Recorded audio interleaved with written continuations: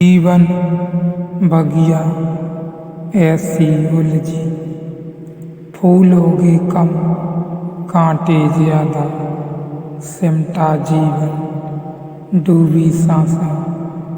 आना है तो अब भी आजा, बड़े आनंद की बात है कि बाकी सब शरीर तो एक ही जैसा है, उसमें बहुत फर्क नहीं है, चेहरे में ही भेद है, चेहरे में ही विशेषत्व है। अगर आपकी गर्दन और शव की गर्दन काट दी जाए तो आपके शरीर को पहचानना मुश्किल हो जाएगा कि किसका है, लेकिन गर्दन ने पहचानी जा सकेंगी, क्योंकि इंडिविजुअलिटी है जो रूप वो विशेषत्व का वह चेहरे पर है। चेहरा आमने सामने संभोग में पड़ा, इसलिए काम वासना प्रेम में परिवर्तित होने लगी और निजी संबंध निर्मित हुए, परिवार खड़ा होना शुरू हो गया। धीरे धीरे बाकी शरीर गौड़ हो गया और चेहरा महत्वपूर्ण हो गया। पशुओं के लिए चेहरा महत्वपूर्ण नहीं है, चेहरे से कभी गहरा संबंध ही निर्मित नहीं होता। वैज्ञानिक कहते हैं आदमी सीधा खड़ा हुआ, इसलिए परिवार, इसलिए प्रेम, इसलिए संस्कृति, इसलिए सभ्यता इतनी छोटी सी बात इतनी महत्वपूर्ण हो सकती है। तो भोजन छोटी बात नहीं है, बड़ी बात है। और बड़ी बात है इसलिए है कि उससे हमारा पूरा शरीर ही निर्मित है। जैसे उदाहरण के लिए हम जो भी अपने शरीर में डाल रहे हैं उसका अपना गुण है। वह गुण हमारे शरीर का गुण आज नहीं कल हो जाएगा। जो आदमी शराब अपने शरीर में निरंतर डाले चला जा रहा है, अचानक उससे हम कहें शराब छोड़ दो, वह नहीं छोड़ पाता। क्या कारण है? अब शराब वह ही नहीं पीता, उसके अड़ भी शराब पीने लगे हैं। अब उसके वश के बाहर है, उसके पूरे शरीर का रोआ रोआ शराब पीने लगा है।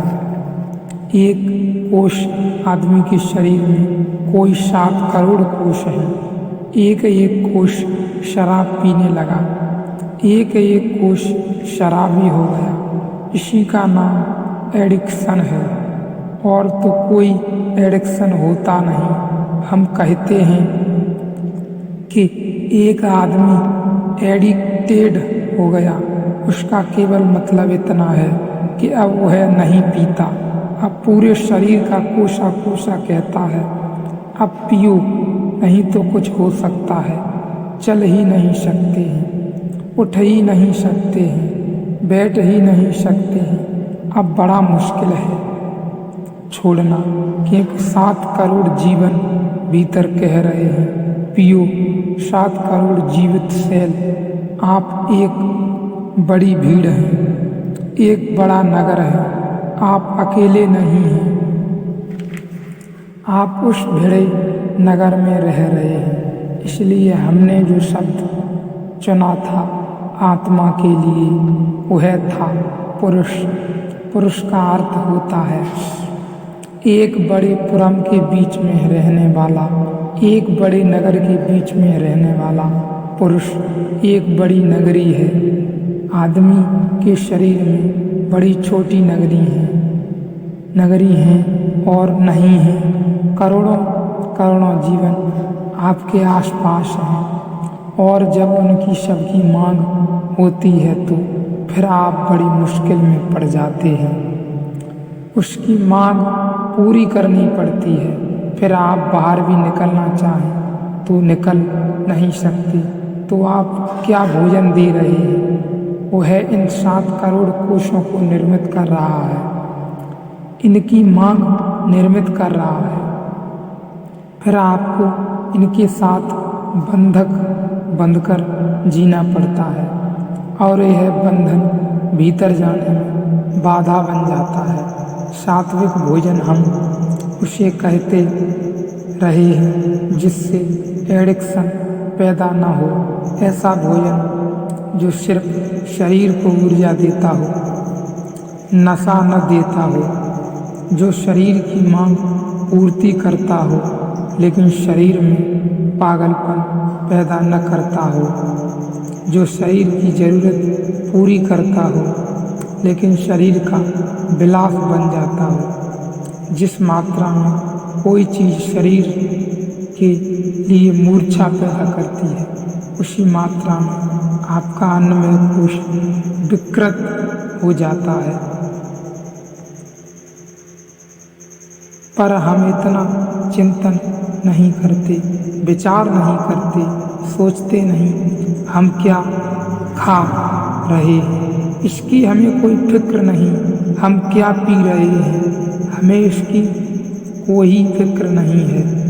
भीड़ जो कर रही है हम भी किए चले जाते हैं। भोजन की, आहार की चिंता में बाहर ने जैसी गति की किसी और देश ने कभी की नहीं, क्योंकि आहार की चिंतन में भारत ने ही सर्वश्रेष्ठ गति की, क्योंकि शायद भारत को ही पहली दफे यह ख्याल आना शुरू हुआ कि अगर इस शरीर के भीतर जाना है तो इस शरीर को बदलना होगा। जैसा यह शरीर है यह काफ़ी नहीं है। पावलव प्रयोग करता था कुत्तों पर, भारी प्रयोग किए। कोई 50 साल की मेहनत है तो कुत्तों की एक छोटी सी ग्रंथि को काटने पर उसमें फिर क्रोध पैदा नहीं करवाया जा सकता। फिर आप कितनी ही कोशिश करें, कुत्ता जो खूंखार था वह खूंखार नहीं रहेगा, उसका वह खूंखारपन गायब हो जाएगा, नष्ट हो जाएगा। शिकारी था, अभी एक क्षण पहले उसमें से रत्ती भर एक खास जहर बाहर निकाल लेने पर आप उसको मारें, कुछ भी करें, वह क्रोध नहीं कर सकता। क्या हो गया? रत्ती भर जहर बाहर कर लिया गया। वह जहर कुत्ते के भोजन से आता है, तो कुत्ते से जहर न निकाला जाए लेकिन भोजन बदल दिया जाए जिससे वह जहर न आ सके, तो भी कुत्ता क्रोधी नहीं रह जाएगा, तो भी कुत्ता क्रोध न कर सकेगा। केवल उसकी ग्रंथि न काटी जाए, केवल उसका भोजन आहार बदल दिया जाए, तो भी कुत्ता क्रोध न कर सकेगा। आदमी की वायलेंस, आदमी की हिंसा भी वह उसके भीतर निर्मित होते जहरों से आती है। आदमी खुद से तो हिंसा भी नहीं कर सकता, तो क्या कर पाएगा? या कुछ कर सकता है? कुछ भी नहीं। हिंसा भी आदमी के अंदर आहार लिए गए भोजन के द्वारा निर्मित जहरों से ही आती है।